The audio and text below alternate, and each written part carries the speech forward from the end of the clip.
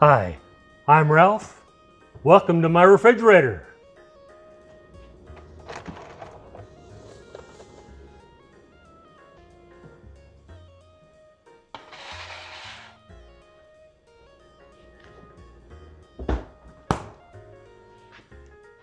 Today, we're going to be doing something different. We're going to be doing pop can chicken.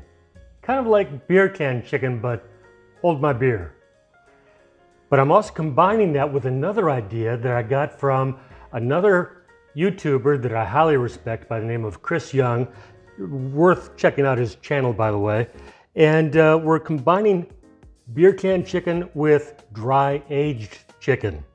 So the first step was get yourself a whole chicken, remove all the gizzards and everything that's inside of it, trim it up, and put it on a rack, stick it in the refrigerator, and leave it in there for anywhere from 48 to 72 hours. You'll notice what happens is the skin is going to dry out. It's going to get kind of leathery. It's going to be losing about a third of its water content.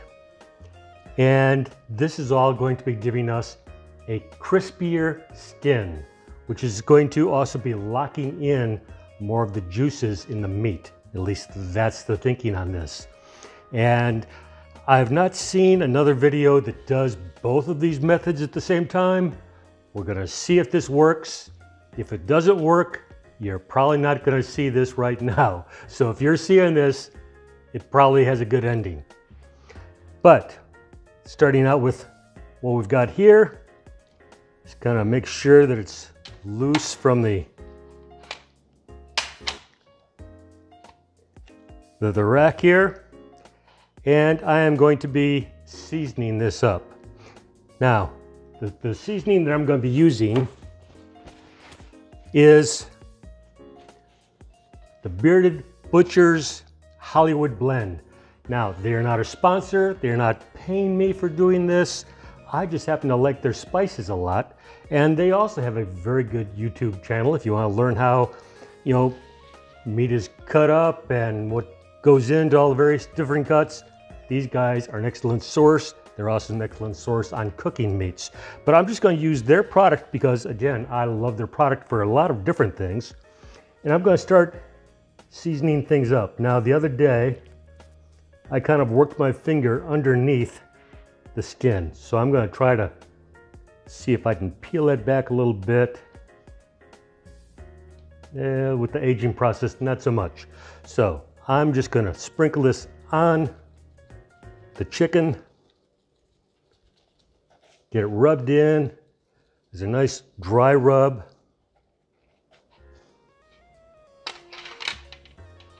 This thing really feels weird. Notice that I'm not rubbing it in with the hand that's controlling the seasoning. Now, I have a frame that I'm going to be using.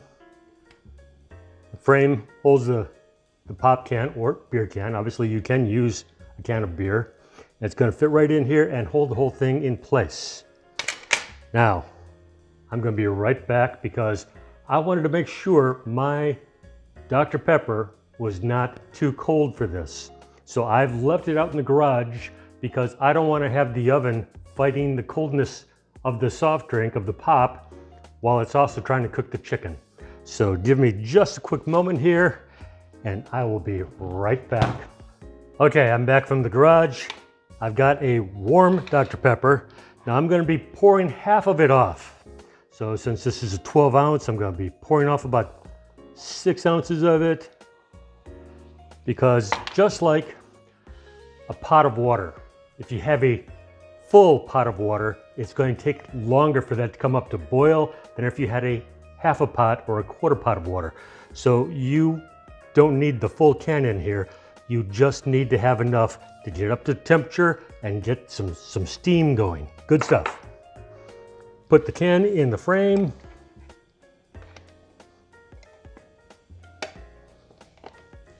And we are ready to stick this bird on. You want this bottom half down here.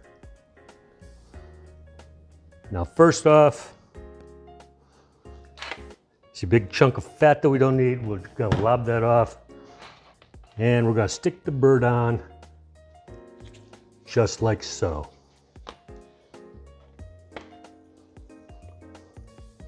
There we go. Happy bird.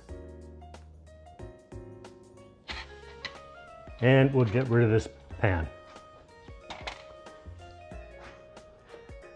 Now I'm waiting just a moment for the oven to heat up, but we'll be right back. Okay, the oven is all warmed up. First mistake was not preheating it. And I'm doing something different. Normally when you do a chicken and all the other beer can sites you go to check out, they're gonna tell you like a 350 to 375 degree temperature. I'm gonna try it at 500 degrees. Now it's not gonna take as long, obviously. It seems a little bit high to me, but we're gonna see how this works out. If it works out, we're gonna have some super crispy chicken while we have some very juicy meat. So hopefully we will find out. But now to the oven.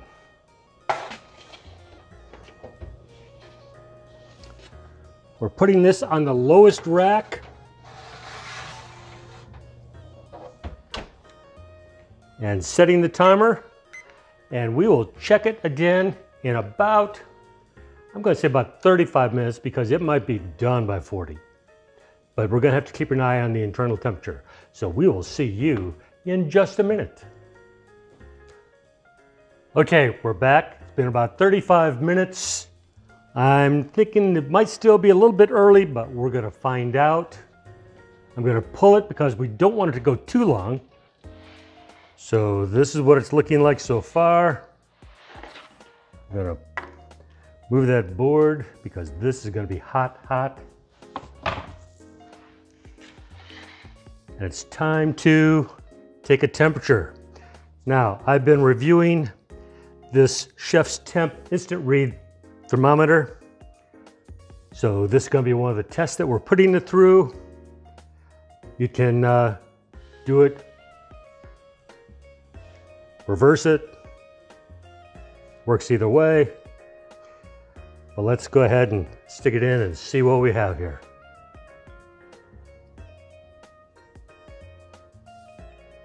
We're at 107.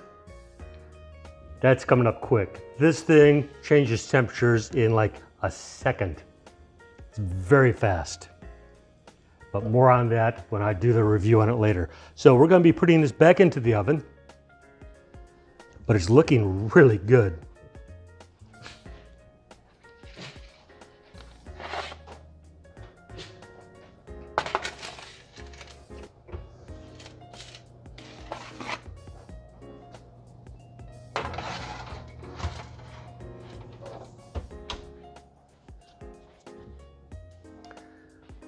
So I will reset the timer and we will be right back. The timer is going off. It is time to check the chicken out again.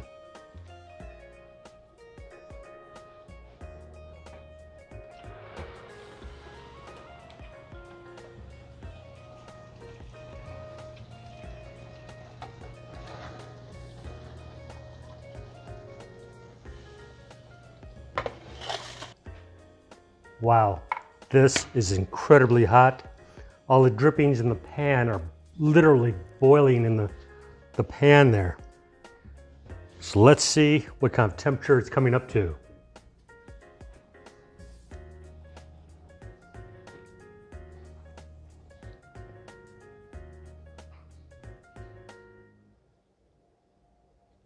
$160, perfect. We are done. Let me turn off the oven.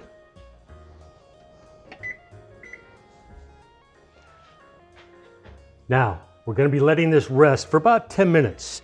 But while we're doing that, I'd like to invite you to hit the like button if you're enjoying the video here. And I'd like to encourage you to consider a subscription because we get some of our best ideas from our subscribers. As I've said before, we've got some of the best subscribers in all of YouTube. They give me some great comments and suggestions for future videos. So we would love to have you as part of our team. So consider hitting that subscription button down below. We're going to have the directions for this down below as well as links to the various products and equipment that we use. And I will also try to put in a link for the Bearded Butchers because they have some terrific seasonings, I'll tell you what. With that said, we will be back in just a moment. Okay, we're back. It's done resting. Let's see what we've got. Let's cut into this.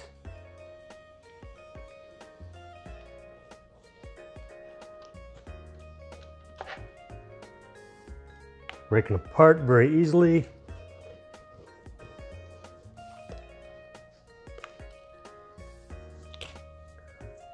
There we go. Got a thigh and a drumstick. That is looking really, really moist. Can you see that?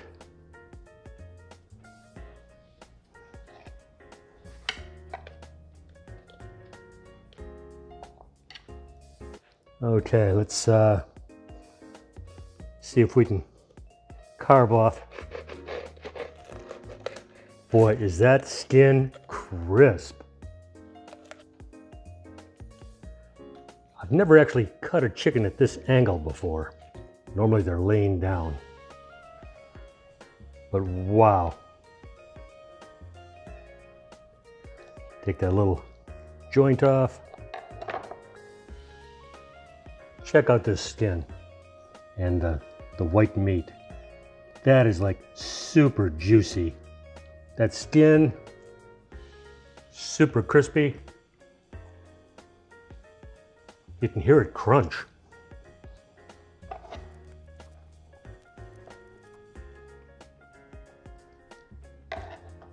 Gotta try some of that white meat.